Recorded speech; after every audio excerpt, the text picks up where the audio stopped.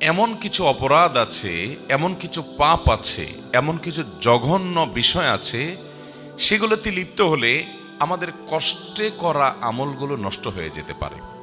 যে পয়েন্টসগুলোর কথা আমরা জানব, যে বিষয়গুলোর কথা আমরা জানব, যেগুলো বান্দার আমলকে বরবাদ করে দেয়, আমলকে নষ্ট করে দেয়, সেগুলো যেন আমার জীবনে কোনো অবস্থায় না থাকে। যদি থাকে, এ আলোচনা শোনার সাথে সাথে আমরা তওবা করে নিব যে সেগুলো আর কখনো আমার জীবনে যেন না আসে, আর ভবিষ্যতেও যেন এরকম কোনো বিষয় আমাদেরকে স্পর্শ করতে না পারে যে বিষয় আমাদের আমলকে বরবাদ করে দিবে। সেরকম নিয়ত আমরা শুরুতে করে নেই। বান্দার সকল ভালো কাজ, সকল অর্জন, সকল সওয়াব, সকল নেক আমল, এগুলোকে সত্যি এবং প্রকৃত অর্থেই বরবাদ করে দেয়, পরিপূর্ণভাবে ধ্বংস করে দেয় মূলত শিরক এবং কুফরি এবং নেফাক